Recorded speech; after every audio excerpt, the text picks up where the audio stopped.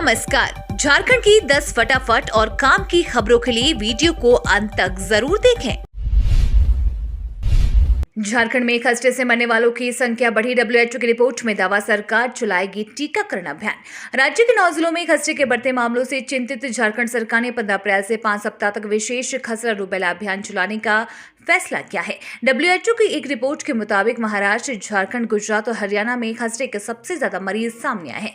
वहीं 2022 में संसद में कहा गया था कि देश भर में लगभग 40 बच्चे खसरे से मर गए हैं, जिनमें से 9 झारखंड के थे। देश में रिपोर्ट किए गए खसरे के 230 मामलों में से 120 झारखंड से थे। बीएड में एडमिशन के लिए स्नातक या स्नातकोत्तर में कम से कम 50% प्राप्तांक अनिवार्य। बीएड या बीपीएड में नामांकन के लिए स्नातक या स्नातकोत्तर में 50% प्राप्तांक अनिवार्य होगा। झारखंड संयुक्त प्रवेश प्रतियोगिता परिषद के अनुसार सोशल साइंस, साइंस, ह्यूमैनिटीज अथवा कॉमर्स ग्रेजुएट या पोस्ट ग्रेजुएट के लिए यह अनिवार्य कर दिया गया है, जबकि एससी, एसटी, ओबीसी, पीडब्ल्यूडी एवं अन्य के लिए इसमें 5% की छूट दी गई है। इसी तरह इंजीनियरिंग ग्रेजुएट आदि के लिए प्राप्तांक कम से कम 55% होना चाहिए। इसमें भी उक्त आरक्षित कैटेगरी के आवेदकों के लिए 5% तक की छूट का प्रावधान है।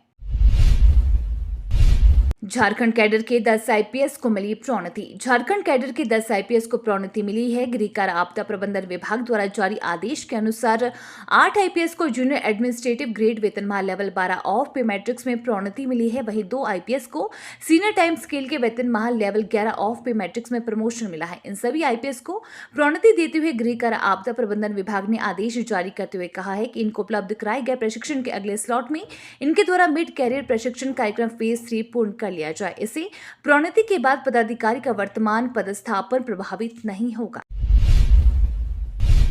निजी व सरकारी स्कूल में 15 अप्रैल से लगेगा मिजल्स का टीका। आगामी 15 अप्रैल से झारखंड सरकार द्वारा मिजल्स, मामस, रूबेला का टीकाकरण शुरू होगा। निरसर स्वास्थ्य केंद्र प्रभारी डॉक्टर करकेटा ने 11 मार्च शनिवार को जानकारी देते हुए बताया कि हर सरकारी व प्राइवेट स्कूल में 9 माह से 15 साल तक के बच्चे को मिजल्स का टीका लगाया जाएगा। हर स्कूल के प्रधानाध्यापक के साथ मीटिंग की गई है। 2 हफ्ता स्कूलों में और 2 हफ्ता आंगनबाड़ी केंद्र में टीकाकरण के बाद छूटे बच्चों का 1 हफ्ता मॉक प्रोग्राम होगा, जिसमें एक बच्चों को टीकाकरण संभव होगा। उन्होंने कहा कि अगर किसी बच्चे को नियमित टीकाकरण के तहत टीका पड़ चुका है तो भी उसको टीका लगाना जरूरी है। इलाहाबाद हाई कोर्ट ने कहा, मुख्तार अंसारी का ग्रुप देश का सबसे दूरदार्थ गिरोह। मुख्तार अंसारी गिरोह के सदस्य दूरदार्थ अपराधी रामू मल्हार की जमानत अर्जी खारिज करते हुए इलाहाबाद उच्च न्यायालय ने इस गिरोह को देश का सबसे दूरदार्थ गिरोह करार दिया। न्यायमूर्ति दिनेश कुमार सिंह ने कहा कि आरोपी याचिकाकर्ता एक दूरदार्थ अपराधी और भारत के सबसे दूरदार्थ अपराधी गिरोह मुख्तार अंसारी गिरोह का सदस्य है। उस पर कई जघन्य अपराध के मुकदमे चल रहे हैं। इस पर अदालत ने कहा, यदि सरकार गवाहों को सुरक्षा नहीं देती है तो मुकदमे की निष्पक्ष सुनवाई और निष्पक्ष गवाही संभव नहीं है। भारत में देखा गया है कि गवाहों को जान से मारने या उनके संपत्ति को नुकसान पहुंचाने की धमकी से गवाह मुकर जाते हैं और आरोपी बरी हो जाते हैं।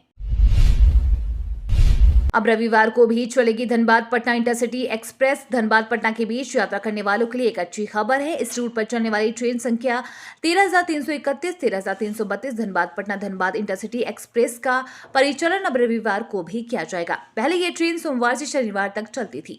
रेलवे ने इनके फेरे 6 दिन से बढ़ाकर प्रतिदिन कर दिया है। रेलवे का ये फैसला 12 मार्च 2023 से प्रभावी होगा। सीनियर नेशनल तीरंदाजी चैंपियनशिप में राजस्थान को हराकर फाइनल में पहुंची झारखंड टीम। गुजरात में 9 से 18 मार्च तक एनटीपीसी 29वीं सीनियर नेशनल तीरंदाजी चैंपियनशिप का आयोजन किया गया है। इस चैंपियनशिप में झारखंड के खिलाड़ियों का बेहतर प्रदर्शन जारी है। शनिवार को खेले गए इंडियन राउंड में झारखंड के मिक्स टीम अनिल लोहार और वर्षा खलको की जोड़ी ने राजस्थान को हराकर फाइनल में जगह बना ली है। फाइनल में गोल्ड जीतने के लिए अनिल लोहरा व वर्षा खोलको की जोड़ी ऑल इंडिया पुलिस टीम से भिड़ेगी। ईडी ने विशाल चौधरी समेत अन्य के मोबाइल व इलेक्ट्रॉनिक डिवाइस से मिली डेटा फोरेंसिक जांच के लिए भेजा। प्रवर्तन निदेशालय ने विशाल चौधरी समेत मनी लॉन्ड्रिंग के विभिन्न संदिग्धों के मोबाइल फोन और अन्य इलेक्ट्रॉनिक डिवाइस से प्राप्त करीब 100 GB डेटा फोरेंसिक जांच के लिए भेजा है। ईडी ने पिछले साल पावर ब्रोकर विशाल चौधरी के परिसरों में छापा मारा था, जिसके बारे में कहा जाता है कि वह झारखंड के विभिन्न IAS और IPS अधिकारियों और राज्य के अधिकारियों से जुड़ा हुआ है। छापेमारी के दौरान कई मोबाइल फोन और इलेक्ट्रॉनिक डिवाइस बरामद किए गए थे, जिसे फोरेंसिक जांच के लिए भेज दिया गया है।